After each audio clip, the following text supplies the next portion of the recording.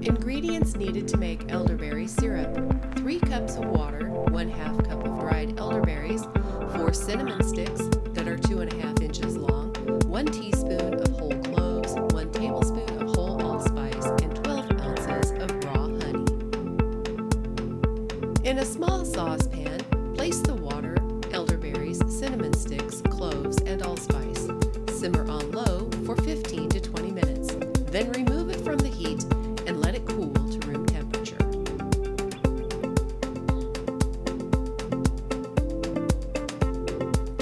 Raw honey will sometimes crystallize. This is not a problem. It's still good. Just place it in a mason jar and microwave on low for about 30 seconds. You will use the mason jar to blend the honey and the elderberry extract. When the elderberry extract is cool, use a strainer in a funnel to pour it into the jar containing the raw honey. You will want to use cool elderberry extract because if it's hot, it will kill the beneficial enzymes in the raw